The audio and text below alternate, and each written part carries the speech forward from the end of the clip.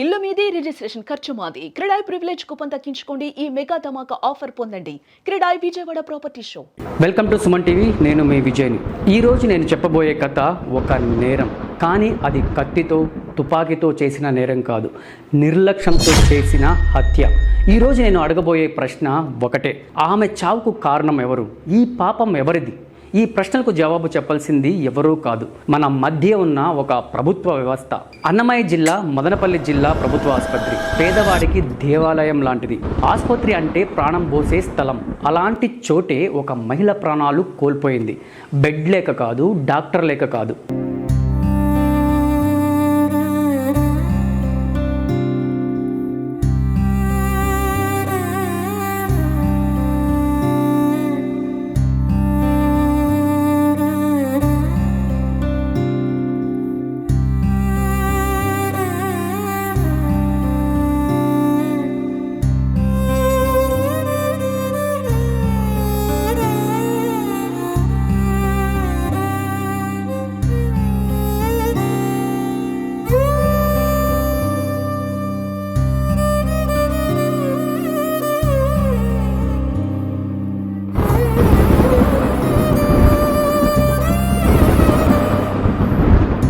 అసలు ఈ మల్లమ్మ ఎవరు?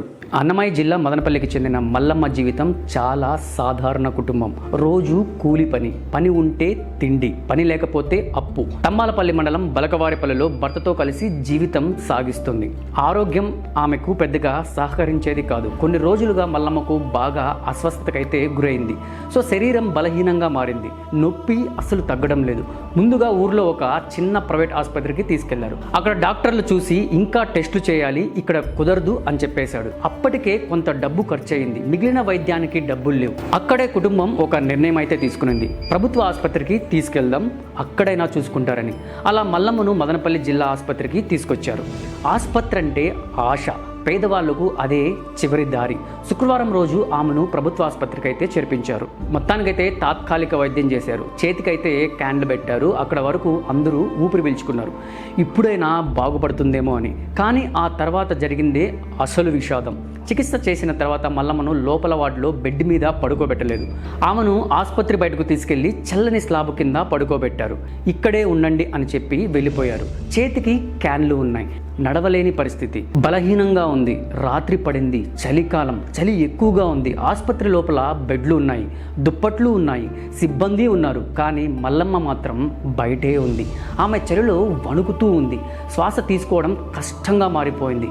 ఎవరైనా నన్ను లోపలికి తీసుకెళ్తారా అని ఎదురు చూస్తుంది. అదే డబ్బులు ఉంటే, ప్రైవేట్ ఆసుపత్రిలో ఉంటే ఈ పరిస్థితి వచ్చేది కాదేమో అని ఆలోచన ఎవరికైనా వస్తుంది.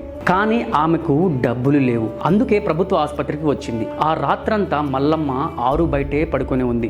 చలికి తట్టుకోలేక ఆమె శరీరం నెమ్మదిగా స్పందించడం ఆపేసింది. ఎవరూ గమనించలేదు, ఎవరూ అడగలేదు. అలా ఒక ప్రభుత్వ ఆసుపత్రి ముందు ఒక పేద మహిళ ప్రాణాలు విడిచింది. శనివారం ఉదయం ఆసుపత్రి సిబ్బంది బయట చూశారు. మల్లమ్మ కదలడమే లేదు. అప్పుడు చూడాలి వాళ్ళ హడావుడి. అత్యవసర విభాగానికి తీసుకెళ్లారు. డాక్టర్లు పరీక్షించారు. అప్పటికే ఆమె చనిపోయిందని చెప్పారు.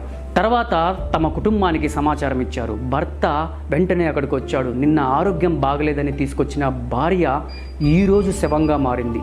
ఆ రోజే రాత్రి ఆమెను లోపలికి తీసుకెళ్ళి ఒక బెడ్ ఇచ్చింటే, అలాగే ఒక దుప్పటి వేసింటే, అలాగే ఒక మనిషిలా చూసింటే ఈరోజు మల్లమ్మ బతికి ఉండేది కదా అనే ప్రశ్న అందరి మనసులో తిరుగుతుంది. ఈ ఘటన బయటకు రావడంతో ఆసుపత్రి సిబ్బంది వ్యవహారంపై తీవ్ర విమర్శలు అయితే వస్తున్నాయి. ప్రభుత్వ ఆసుపత్రిని కొంతమంది మీ సొంత జాగీర్లు నడుపుతున్నారనే ఆరోపణలు కూడా ఉన్నాయి. రోగులను లోపల పడుకోనివ్వకుండా బయటే ఉంచడమే మల్లమ్మ మృతికి కారణమని పలువురు అంటున్నారు. సో ఇప్పుడు మిగిలిన ప్రశ్న ఒకటే: మల్లమ్మ చావుకు కారణం ఎవరు? ఆమె వ్యాధితో చనిపోయిందా, లేదా డబ్బులు లేక ప్రభుత్వ ఆసుపత్రికి వచ్చి చలిలో బయట పడుకోవాల్సి వచ్చినందువల్ల చనిపోయిందా? ఈ ప్రశ్నకు జవాబు రావాలి. ఎందుకంటే ఈరోజు మల్లమ్మ, రేపు ఇంకొక పేద మహిళ. ఆమె కోరిందేమిటి? ఒక బెడ్, ఒక దుప్పటి, ఒక రాత్రి భద్రత, అంతే.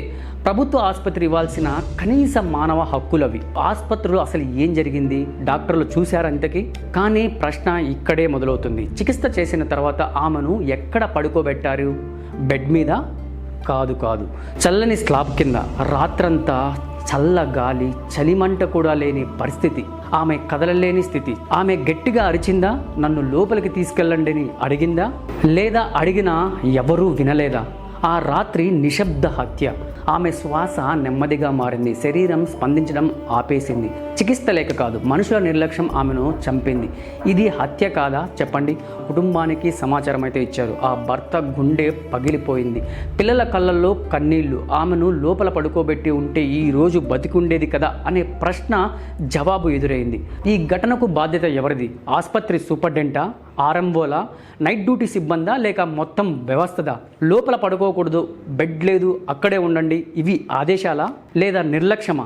చివరి ప్రశ్న, ఈరోజు మల్లమ్మ చనిపోయింది, రేపు ఇంకెవరో. ప్రభుత్వ ఆసుపత్రిలో బెడ్ కన్నా మానవత్వం ముఖ్యం కదా. ఈ వీడియో చూసే అధికారులు ఒక తల్లి చావుకు ఒక జవాబు ఇవ్వాలి. ఆమె చావుకు కారణం ఎవరు? ఈ పాపం ఎవరిది? జవాబు రావాలి. లేకపోతే ఇది ఒక ఘటన కాదు, ఇది ఒక శాపం అవుతుంది.